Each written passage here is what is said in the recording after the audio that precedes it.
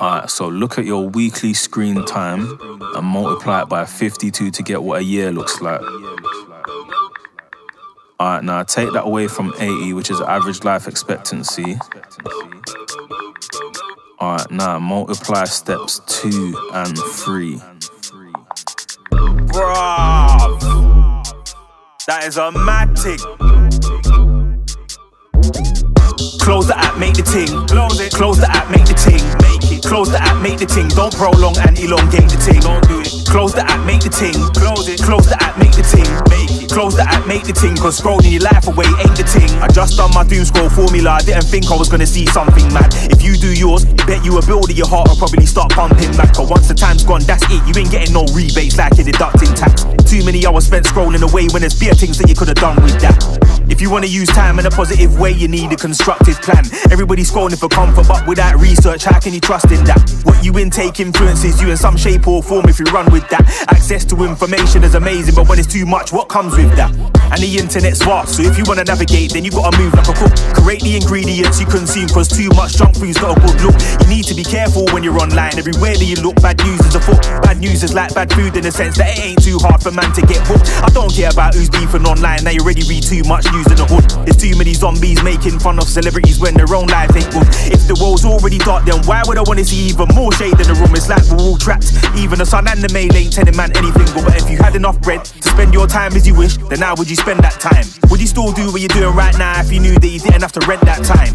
If the answer's no, respect yourself and better yet respect that time. Cause you say to yourself that you wanna progress, but you don't even really rest that night. Thinking pattern is a mess at night, cause you're doom scrolling into your bed at night. Probably read more clickbait tweets than the hours in the year Big Ben has chimed. It's ironic, cause when you're sitting there just scrolling, then you forget that time. But on the other hand, you start to feel guilty cause you regret that time. Close the app, make the ting. Close it. Close the app, make the ting. Make it. Close the app, make the ting. Don't prolong and elongate the ting. Don't do it. Close the app, make the ting. Close it. Close the app, make the ting. Make it. Close the app, make the ting. Cause scrolling your life away ain't the ting.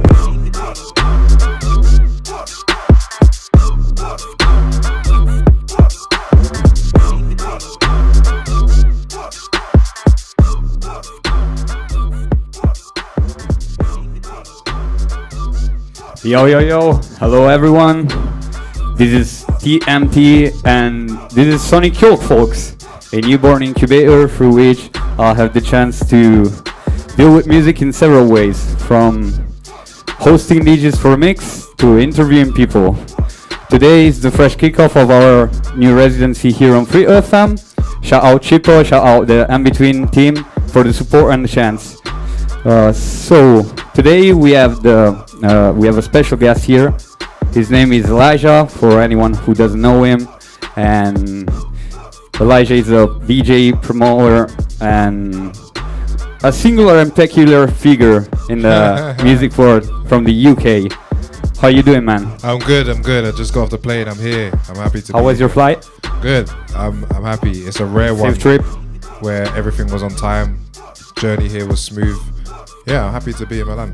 Nice. So, for anyone who doesn't know Elijah, he's co-founder of the Butters label. That's right. And lately, he made himself known for a new project called Close the App, Make the Ting. Is that correct? Yeah, that's right. And I must say, one of the freshest project, communication-wise, you know? Like, a really fresh approach for social media, for communicating, for sharing ideas, you know. Thank you. And yeah, so if Sonic Yolk's payoff is crack an egg, find a surprise, today we crack an egg and find a yellow square. So if you had to explain conceptually what's the yellow square to someone that has never seen one, how would you describe it? Okay, so it's just a short form idea, usually posted on Instagram, about the creative scene, music, culture, maybe politics or something like that.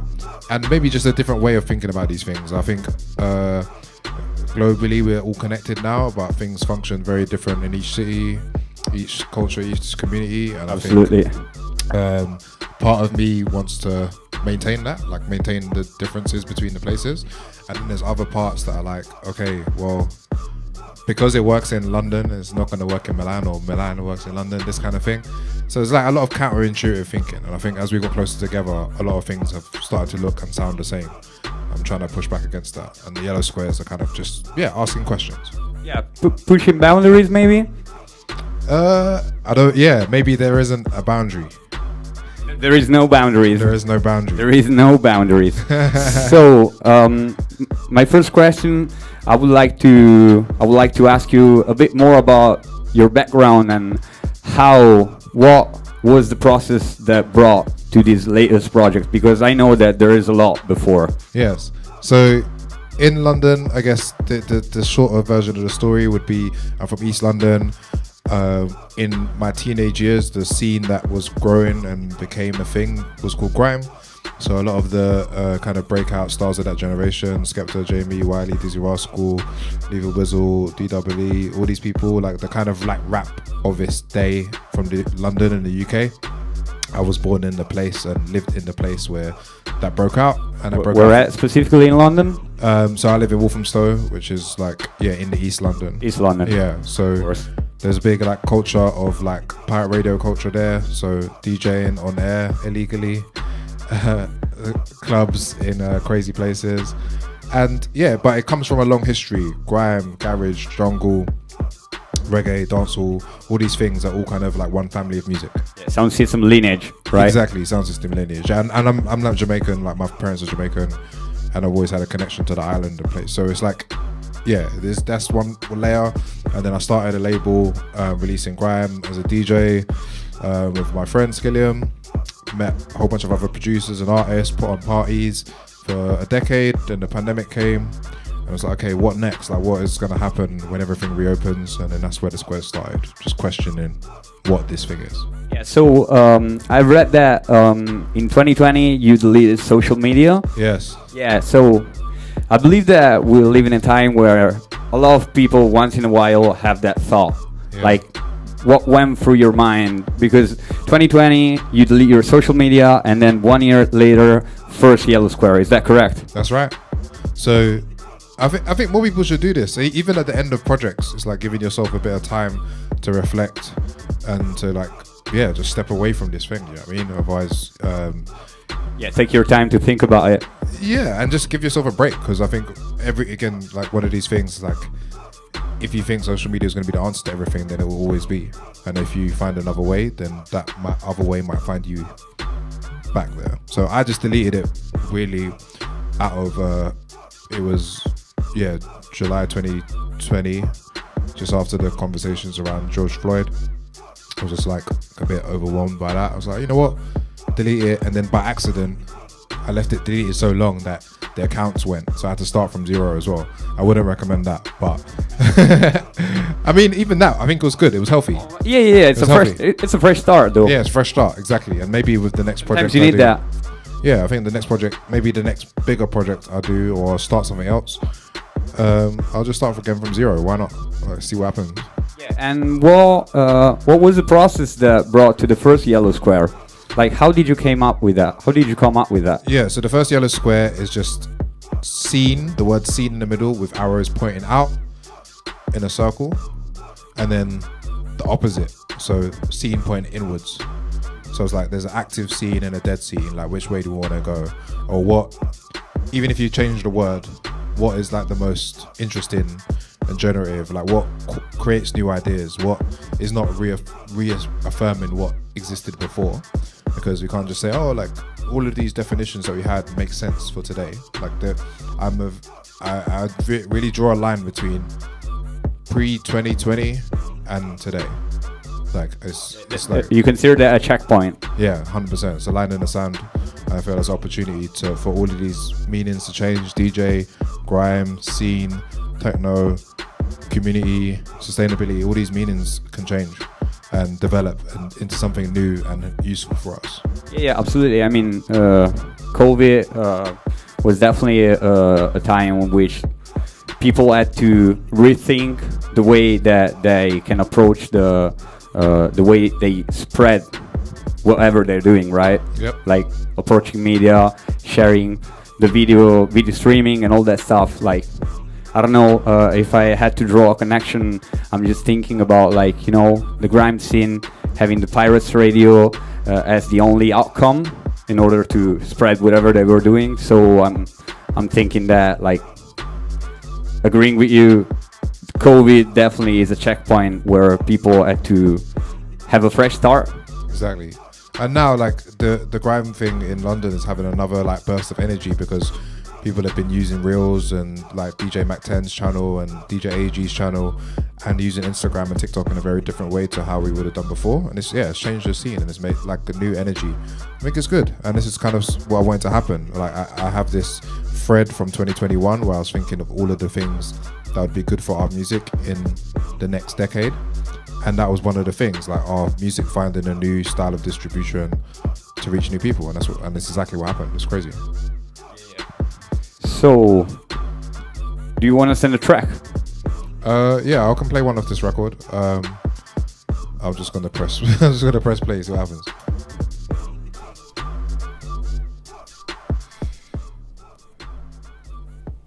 Do I, should I, would Okay, I, this is could called I? Questions. How does this work? Can I, will I? Shouldn't I, can't I? I got so many questions. Well, should you? What's stopping you? Could you? I ain't got the answer. Sometimes I wish that I could too, but together we'll push through. Pull it, pull it. Will it, won't it? Should it, could it? Why does this not work? Can it, can't it? Shouldn't it? Why is it? I just wanna find out. Well, should it?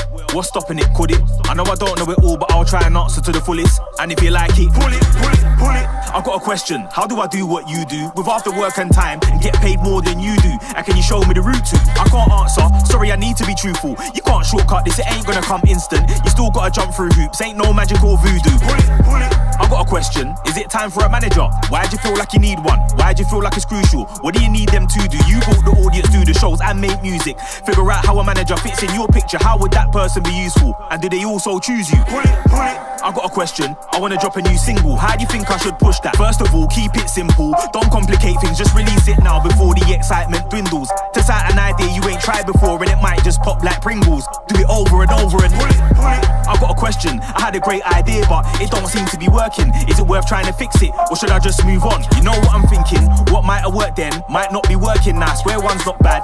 Take the leap and risk it. Just don't overthink it. Pull it, pull it. Do I, should I, would I, could I? How does this work? Can I, will I? Shouldn't I, can't I? I've got so many questions. Well, should you? What's stopping you? Could you? I ain't got the answer. Sometimes I wish that I could too, but together we'll push through. Pull it, pull it. Will it, won't it? Should it, could it? Why does this not work? Can it, can't it? Shouldn't it? Why is it? I just wanna find out. Well, should it? What's stopping it? Could it? I know I don't know it all, but I'll try and answer to the fullest. And if you like it, pull it, pull it, pull it.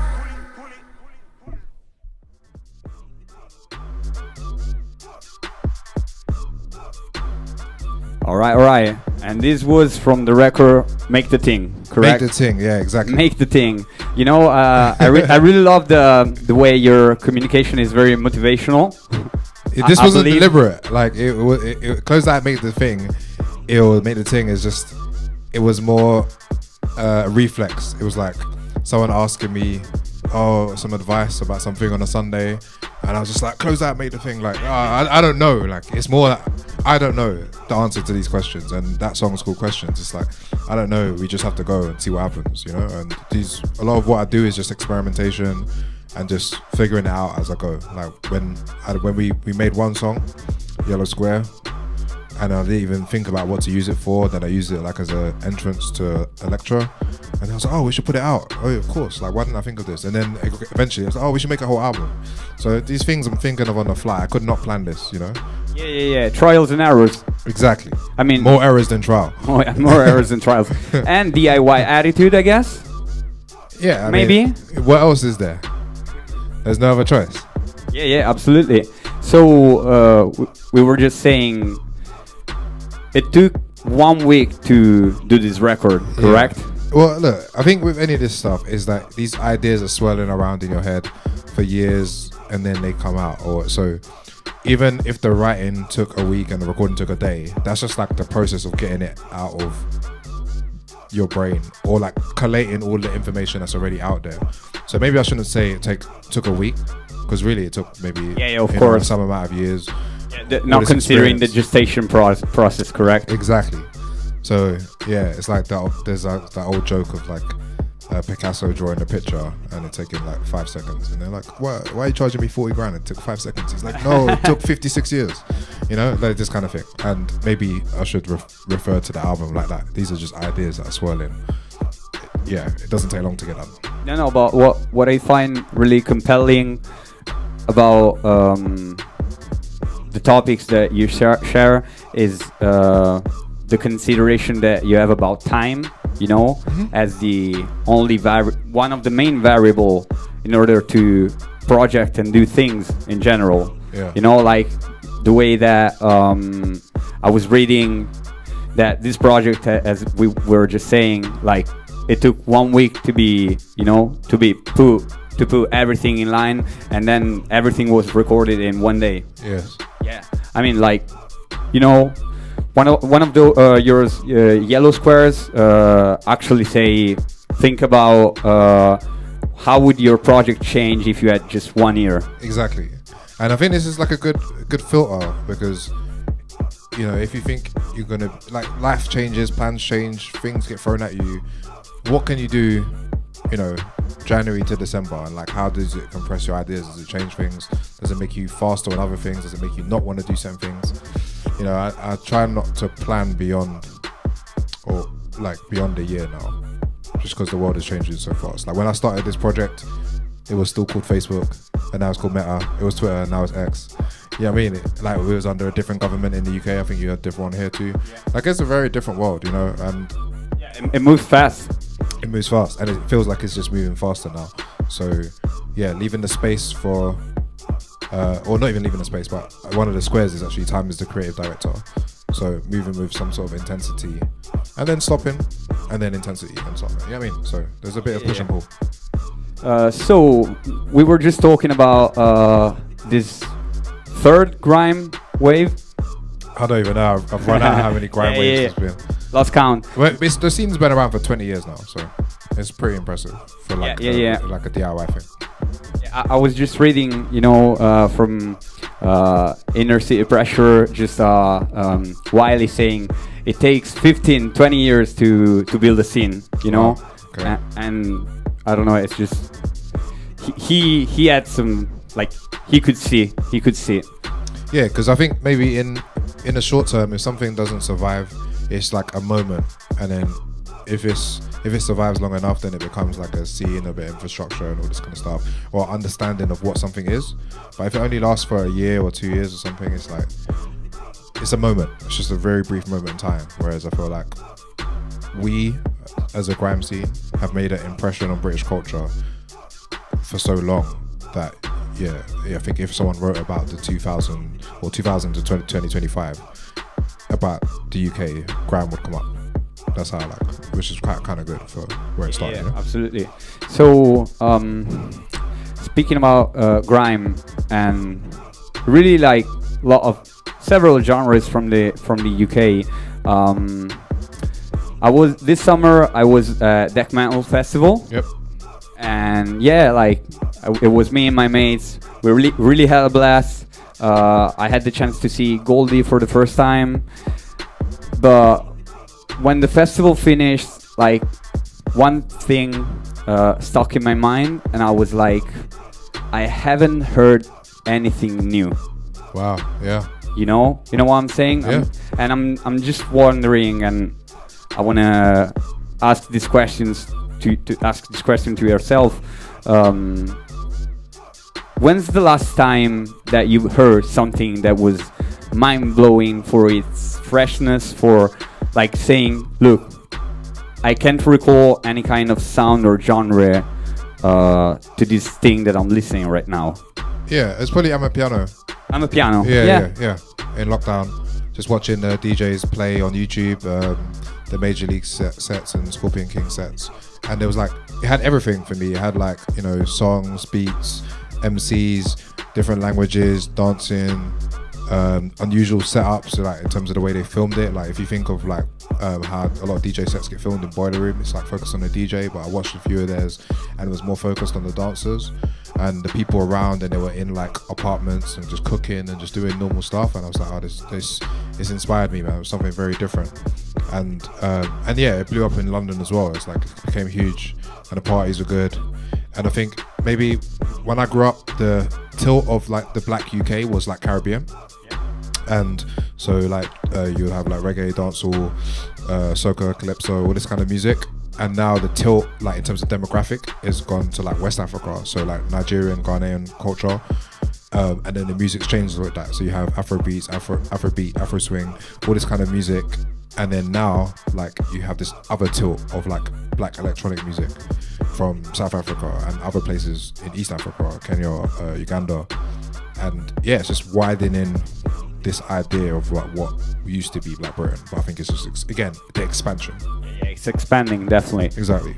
And do you see grime expanding anywhere new? Yeah, I mean, I think I've had different experiences where people have, like, the music's been around so long, like people are twisting it in different ways, or it's had an impression on music, but you wouldn't even know where it's popped up. So like the kids in Durban also heard it too, you know what I'm saying? When they learn how to use Fruity Loops, they heard dubstep, they heard grime, they heard drum and bass, heard jungle, and then they just done their own thing, you know what I'm saying? Or like the Brazilian grime crews and stuff like that. Like they did something, took the music and did their own thing with it and twisted it in their own way. And I went to Sao Paulo and it's like saw it perform live, and you're like, wow, like you feel the elements of it, but they've again given their own flavor and it's made it sick. Yeah, I mean, I feel like the goal is not to emulate what other people are doing, but to take it and, as you said, make it your own. Exactly. All right, I'm gonna send the track right now, and since we cited Goldie,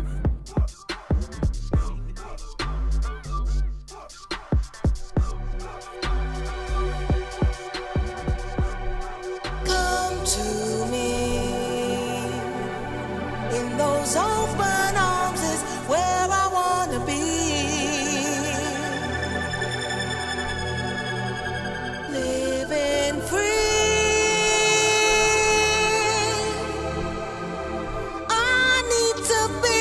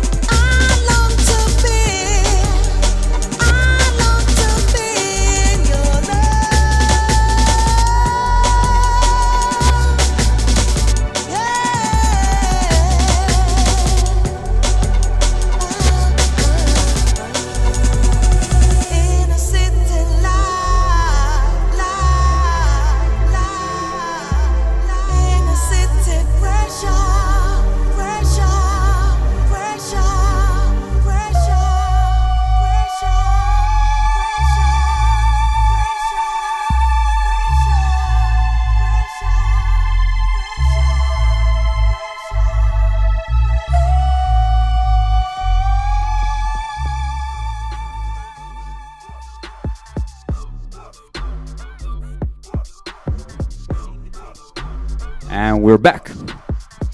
So, speaking about changes in the music scene in general, I would like to introduce another topic that you've been dealing with on your yellow squares. So, as we know, 60s, 70s, 80s, we had a bunch of technological innovations. Yep. Synthesizers, drum machines, samplers. All of these technologies gave birth to new genres, you know, and then we had DAWs, and we can say that after DAWs, the thing kind of stuck with music production. I mean, we've been, you know, there was a fresh start, new ways to escape sounds, to, you know, form new, create new things. Do you believe that the next technology is AI? Well, it's going to be part of everything, but like, and maybe make things, the way people get ideas down a lot quicker. But I need to separate. There's going to be like a separate thing. So there's like music that is just like already mined music that AI can reproduce and put out there, and it just exists and people listen to it. That's one thing. And then there's like people using it, musicians using it in their workflow, which is another thing, which is very different. And then there's like how we use the tool to like communicate with the rest of the world, and how the rest of the world changes, and how music changes with that. So Loads of feedbacks. yeah, there's a lot of feedback loop. So imagine when people think of AI, they think of like ChatGPT or something like that. But think about it in the sense of when the car starts driving itself. Like if you get into a car, it starts driving itself, what music does it play? Does it play the thing that you've made and you've just used a bit of AI to advance some sort of idea in it? Or does it play a fake band mined off, I don't know, Egyptian funk music from the 70s? It's probably going to play that.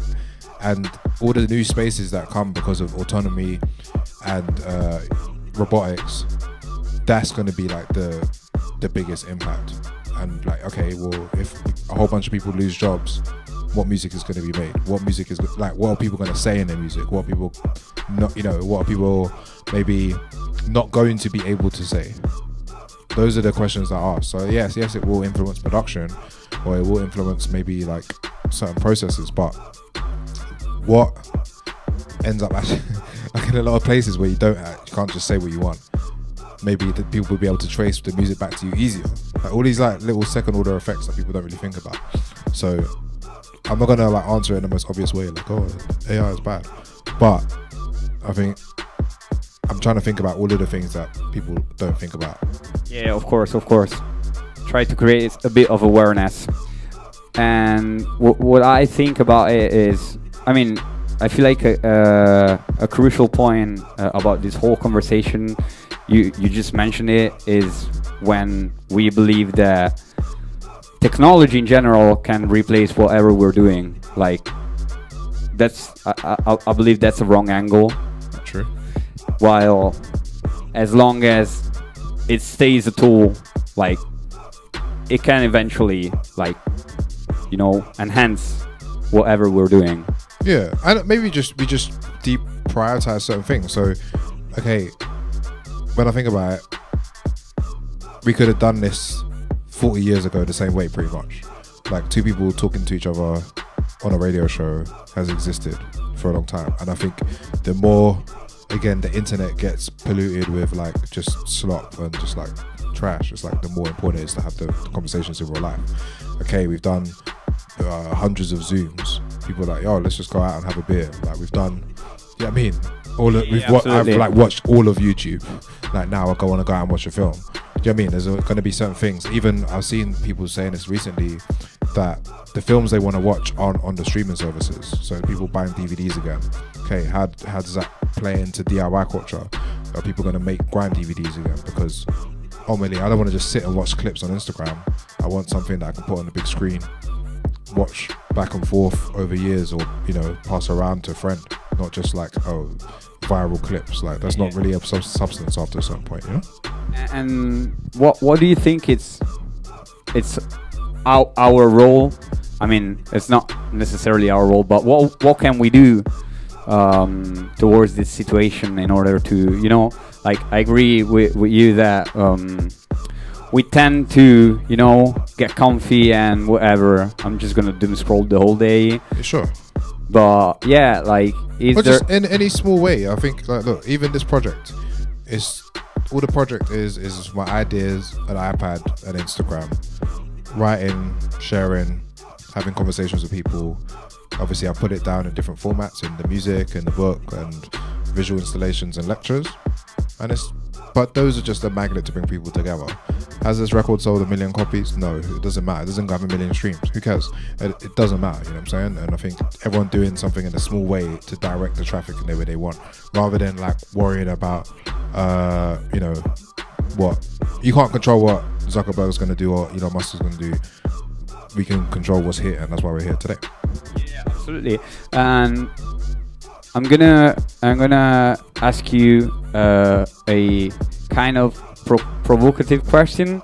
So, like you just said, you know, I put the record out, and it doesn't matter if it sells like 1,000 copies, 5, 10, whatever. But doesn't that isn't that part of the sustainability of projects? Yeah, so I will make something and not expect it to sell 1 million. So it's like, obviously it would. I've got to make it within its means. So I'm not going to spend like thousands. Again, this is where the time comes into it as well. It's like, okay, yeah, I could take 2 years to make an album and it costs thousands of pounds, but then it puts pressure on it to make money, and it changes the relationship with the music. You know what I'm saying? So if I put it out and lost loads of money, then I'll be sad about it. Either I could be proud of the work, but still sad about it, or it would affect me in my personal life. Whereas if it costs like, you know, relatively a small amount of money, a really compressed amount of time, when there's low pressure, is it Michael Jackson Thriller? No. Is it Purple Rain? No. But it's something that I could do with the resources that I had at the time, and I feel like that's more important than setting some sort of bar standard that you can't even meet yourself. You know what I'm saying? Yeah, I totally understand. And yeah, doing things within your means. Yeah. Like I guess that's what makes things sustainable, as you said, right? And fun and fun. Yeah. Fun and done. Lower the pressure. Yeah. Most importantly. Absolutely. Other track? All right, we'll do the next one in there.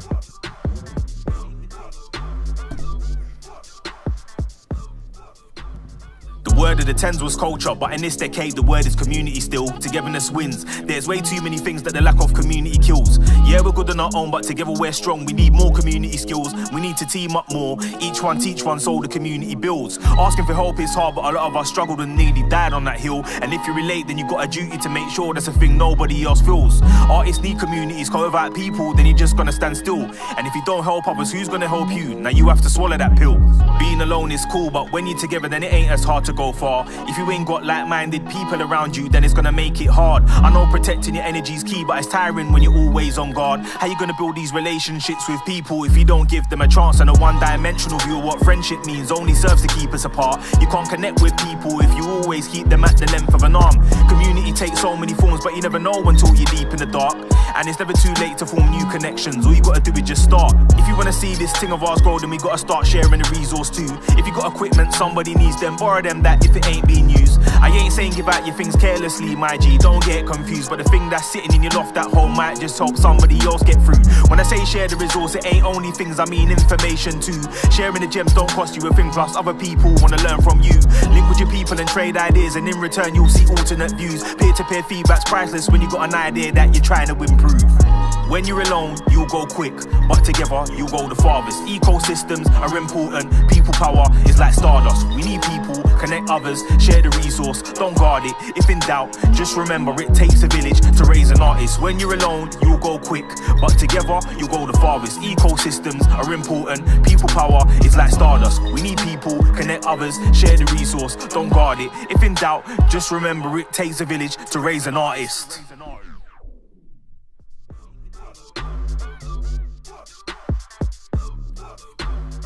All right. So tonight, Elijah live at Tempio del Futuro Perduto. Shout out to the Breakover guys. Shout out to Waldo for making this happen. And what you got in your bag of records? You know what? I just playing like all UK music, so kind of based off grime, garage, bass, other kind of weird stuff, a bit of UK jazz, and maybe some rap stuff. And yeah, like just try and set example, and I hope like other DJs play stuff they like, things that are local, like I've never heard before as well. And yeah, and then I'm not making you happy playing Goldie then. No, this is fine. Like I mean, like it's somewhere music from where I come from. It's fine. But yeah, anytime I travel, I like to be introduced to new things, or to new music, or to like new people, and just see what's up. Because I think when your culture has been like imported places or exported places, it's nice to see it's resonated. You know what I'm saying? Connected. That's the reason I'm here. Yeah, the roots. Yeah, but then at the same time, you want to like take away something, you know what I mean? It's, oh, what was Milan like? Okay, I heard this song, sick.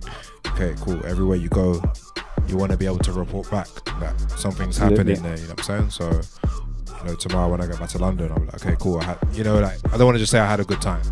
I just feel like that's like more like a selfish thing, you know? It's more like, yeah, I had a good experience and like learned something. Like Waldo's just telling me everything about the scene here and just like what's going on. So yeah, I've already learned a lot. So nice. Hope you come back with a lot of knowledge more. Yeah, exactly. So my next question is, do you believe in numbers? What do you mean? I don't know. Like for example, you know, obviously the question that I'm asking refers to metrics in a way, but I wanted to take it from a wider angle and just like, okay, you know, like I do believe in numbers. I feel like they can tell a lot about like they can explain loads of phenomena in general of whatever is happening in our life. And for example, if you take a DJ set, they can get things into flow. Yeah. And I just wanted to, you know, introduce like this juxtaposition between whether numbers can be bad or good. Okay, yeah, I mean, obviously it's context dependent, but one of my favorite books is called Fooled by Randomness. And a lot of the time you see in music, something goes viral and then everyone's got an explanation why something worked. It was because of this thing and they posted it this time and did this dance, and it's like, okay, cool, or do it again. We'll see how much your thing stands up to the test, you know? And like, what I've tried to do with this project, I don't care how many followers I have. Like, I don't, you know, some people like they celebrate on milestones. I've got 50,000 followers. Like, hey man, thanks everyone. Like, people are just there because the ideas resonated, or one idea resonated with them at some point. Fine, that's all good. Doesn't matter how many followers I have, really. And again, the app could just kick me out one day, back to zero. It's meaningless, you know. And obviously there are some numbers that matter. But still, the thing that you've done stays there, you know. Like, yeah. Maybe you get off of it, yeah, and you're back to zero, but. Exactly. So that's unquantifiable. So the impact of a project for real, like, is what people remember, what people make because of it. So like, this is an example of a project where there isn't a number that is going to tell you what this thing is. You know, if it's not that important, you know. Yeah, I agree with that. But don't you believe that there is some kind of correlation between how meaningful is whatever you're doing and the numbers related to it? If you think about, like, to me, yeah, the first example that comes up to my mind is Enter the Wu-Tang. Yeah. You know, Wu-Tang Clan spent, I don't know, whatever, $500, maybe less, maybe more, but a very cheap price to produce it, and they went platinum with it, you know. Yeah. They sold like, yeah, but that's an anomaly story. So like every story of success is an anomaly. As a one-off. It's a one-off. Alright, I got you. So again, like, I try and look at things if everyone did something, or it was in the limit scaling. So what would be true at scale? What is true for like more people than it's not? So everyone could look at the 1% and say, okay, this worked for this idea.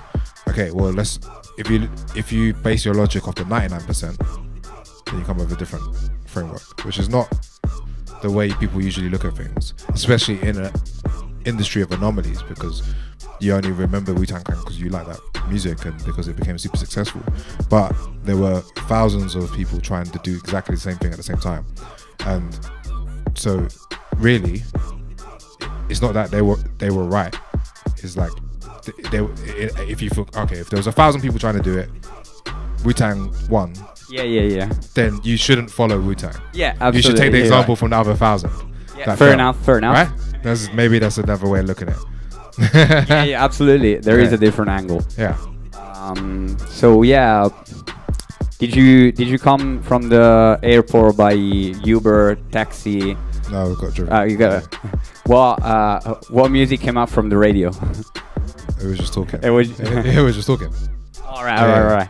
No, you know, I was curious because I know that like you like, as you were just saying, you like to hear like the local sound whenever you drop into a city, and it does make a difference, man, because you get somewhere, like literally when I landed in LA last year and heard Not Like Us, I was like, damn, like I feel like I'm in LA, you know, just by chance, literally. So first got in the Uber and he put the foot on the accelerator. That was the song that came on. I was like, whoa, that you feel like you're in that place. And the same thing if someone comes to London and the first thing that they hear is like jungle or grime or something that is so London or so UK, that made me feel good. It's better than hearing like, I don't know, 50 Cent PIMP. Like this is not like a London song, you know? Yeah, absolutely. And the same thing here. Like, I mean, radio is not the same in every country. I don't know how it works here, but even if like, say like the driver is just listening to whatever they want to listen to, it doesn't need to be new.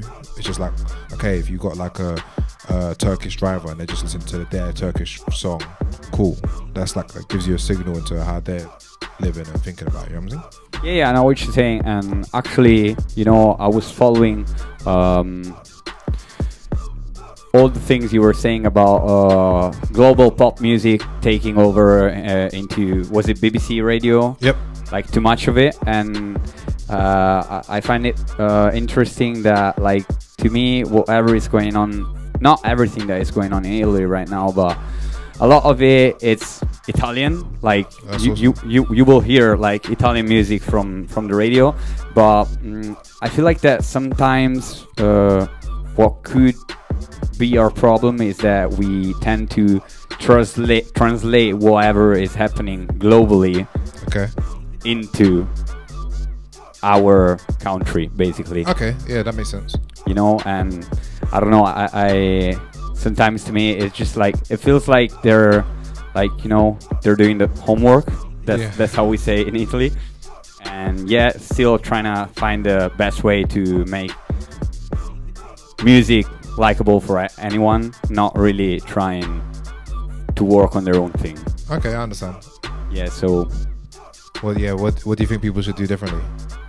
What do I think? Well, possibly try not to look on whatever is going on outside, or maybe try not to copy that much, possibly. Yeah. So it's like dialing into things that are here already, right? Yeah. Yeah. And the same thing happens in the UK. And I just think, even just the way I guess I promote, not following trends, basically, you know. Yeah, but I mean, imagine in the UK we also follow trends within our own country. So you'll hear this like even in grime, where it's like, man, we're like mining the same set of ideas from 10 years ago, 20 years ago. So yeah, of course, every scene and every country goes through this in different ways. And but yeah, again, this is why we have these anomalies. So when there is one sick artist that goes left, then it's like, all right, cool, let's promote them and push that forward. Yeah, most, whatever, 999 is going to be okay or mid, whatever, and then there's going to be one that's like exceptional. That's what it is. Yeah.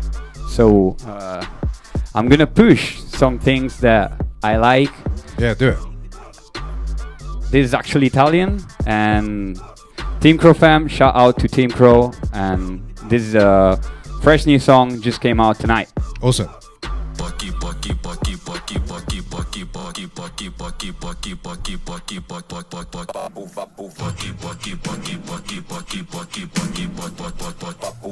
Pure l'ombra è qui che suda, mamma mia che fatica. APR c'è del pregio, no fatica. Ti saluta da lontano la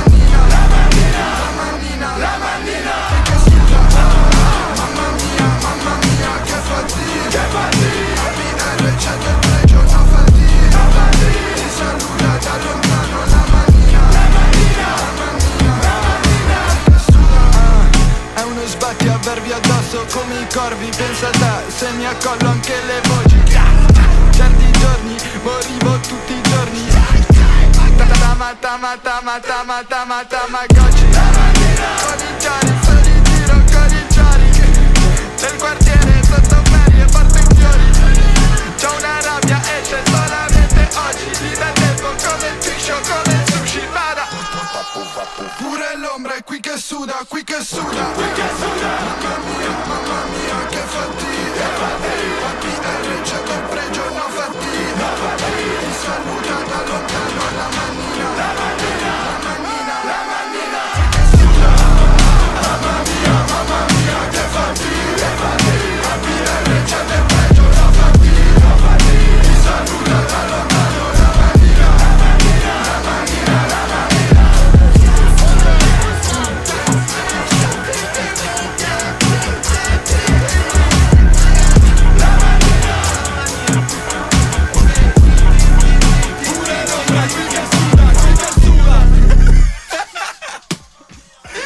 Mamma mia!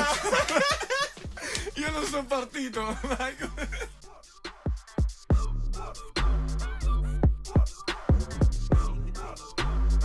What did it sound like to you? It sounds new. I can't think of a song that sounds anything like that. So yeah, sick. That's what I want to experience every time I go somewhere new. Just new music, and just people like this may not be obvious to you, but you go to places and then obviously they have their own language, but then obviously they still like rap in English, on like especially with American accent. I'm like, this is like stresses me out, you know. So I'm like, hey, great, it's in your own language, it's popping, sick, hard beat. But yeah, what do you want? Nice. So we have some minutes left, and you know, I did some notes and wrote a couple of what I found to be interesting squares and yellow squares, and I'd like to ask you if you'd like to explain a bit more about them. Sure. So, imposter syndrome is a feature, not a bug. Yeah, so it's like a play on technology. We would say something is a feature on a computer's program and not a bug. And yeah, just you're gonna feel imposter syndrome if you're stretching to do something new, like standard. Just get used to it. All right. Live through it. Yeah. Shake it off.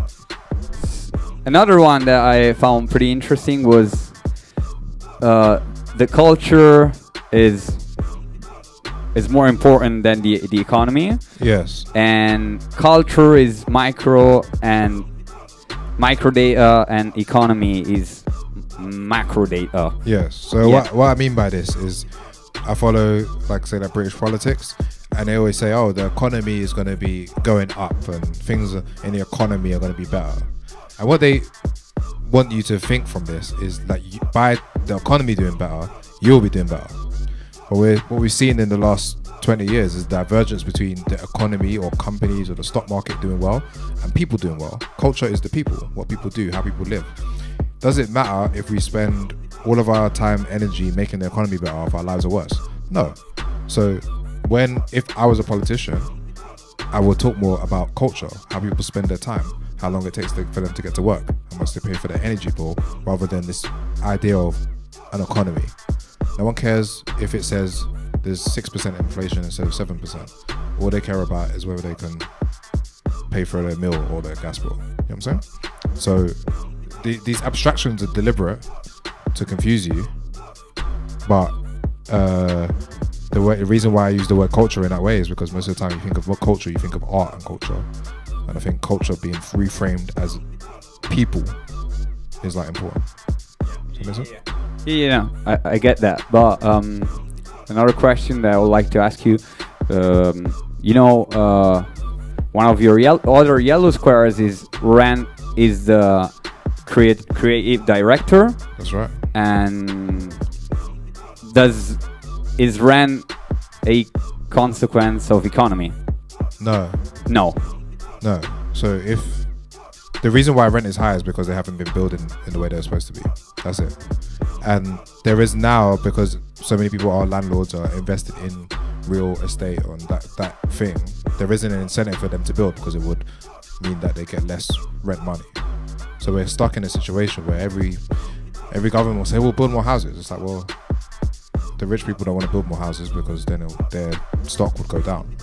Why would you do that? So we're kind of just stuck in this scenario. And why I say rent is the creative director is because nothing else matters. If your rent is £1,000 a month and you make £2,000 a month, you don't have time to be making tunes because you're just paying your rent. And until there's a massive delta in your rent and your living expenses and your creative time and your free time, everything else sometimes that we talk about is like nearly irrelevant. So again, that culture being macro and economy being macro is the same point. Rent is the creative director is the same point. It's like some of these other like abstractions that we have, sustainability, community. Like community does not pay your rent. Bottom line. So we can stick together, we make things happen, and we're doing the best of what we have. And I think this is super important. A lot of people here working on that. This is like super important. But then there's this other layer that we obviously collectively need to have as a society to, I guess, attack the top bit. So basically, it's not economy per se, but is the way that, let's say, the political class approaches economy. Exactly. So, the prime minister in our country is called Keir Starmer, and he doesn't talk about people. He talks about data and AI and green and war. He doesn't talk about like artists and makers and people and mothers and children. You know what I'm saying? So that's again how I would reframe the language. So you're not talking like that. That's why he's a politician and we're artists. All right, the last, actually not a yellow square, actually a tweet. Okay. The more rational the art and approach, the least interesting it is to me. Yeah. You. So it makes total sense to me. We don't really even have to explain it. But do you reckon? So what I believe is that the rational approach can't be pre-concepted. Like you cannot have a rational approach in the way you're making art, but you can use a rational approach to understand it. So basically trying to, you listen to a tune and you're like, wow, this is crazy, like mind-blowing. The rational approach can help you out, like to figure out like what you liked about it, and maybe help you out to create new stuff from there. Yeah, I think when I wrote that tweet, I was thinking about all the things that people tell you to do to like promote your work or to do things in a certain way or make your mix down like this. It's like to get you to an aesthetic standard that they've already established in their head. And the way I've done this project, no one would give me advice to do because no one had done it like this before. And most of the things that you think of success as successes, no one would have given them advice to lead them down that path because it was unknown. So usually when people were given advice or like saying to artists, oh, you should do this, you should, it's like, because it's trying to guide them to safety or some sort of rational thing. But most of the things that actually pop are like random and out there and breaking the mold. So yes, there's maybe a time for like rigidity in terms of doing things, but then it needs to be some sort of space for chaos and unknowns. And risks. Yeah, I mean, yeah, risk, yeah. That's Take a risk, I mean. Yeah, 100%. Take the risk, take the opportunity. Yeah. It's all risky, so you might as well go risky. Yeah, absolutely. Absolutely. All right, I guess we're running out of time. So I'd like to thank you. Thank you. For taking part in this. Again, tonight, Elijah, Tempio del Futuro Perduto, Break Hopper, he's going to present his book, actually. that we haven't really talked about it. Do you No, wanna you have spend- talked about everything on Instagram. yeah, is in yeah, the book. actually. The book is Instagram, but in physical form. And even like when you think about content today, like we obviously create all these things for Instagram, YouTube, and stuff. And it's like, okay, I've just taken the same thing I created for that and then put it in a book. It's great. Yeah. So 8:30 for the talk, then 11 the club part, and I'm gonna play one last track. I actually used this is a mashup, and I actually used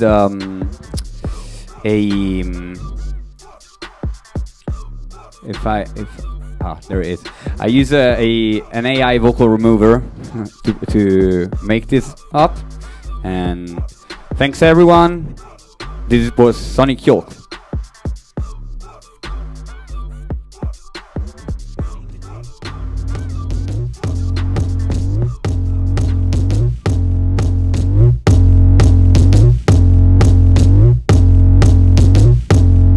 Man, I've been going through it, been keeping it too real. Man, I've been going through it. I don't wanna talk about it, I don't wanna get into it. Party going stupid, as soon as I step into it. Ask about me, they tell you I'm one of the best to do it. And I know they don't like me, but they gotta respect the music. Got something in the glove compartment, and I want Pet to use it. She told me her favourite song, never just sex into it. The bass bumping, turn it up loud, neighbours ain't saying nothing. Every day's my birthday, every day man the cake cut. New chain, dripping in water, got the place flooded. Bruce Wayne, top of the building, man I seen her coming. She's got the big back, look at the jeans busting. Picked her up in the rave, just look at the babe blushing. Said I'd be here at 7 o'clock, well now it's 8 something. Gotta get more organised, gotta find my hate rushing. Man I keep getting caught up, showing up to everybody. I've been going through it, trying to make them see the vision. Trying to explain myself, that was the worst decision. Thought that I could change the world, turn me into a villain. Gotta learn to practice silence, follow my intuition. Stay in the house, phone number off limits. Stress on the break, complain, but I know that it's self-inflicted. And I gotta take a break, I'm gonna need a minute. As soon as I catch a vibe, somebody trying to kill it. Boy, stop it, never seen you putting your hand in your pocket. Time to pay the bill, I know you can't find the wallet. Where were you in the trenches when the ops are trying to bomb? Now you're coming around the niggas trying to get the gossip. I put in the work, get the bag and split the profit. And if I'm honest, I know that I should be modest, but I don't see no competition in the game, man, I'm pissing on it. If it ain't about the family, then I'm broken, that's a promise. Wake up. Drop.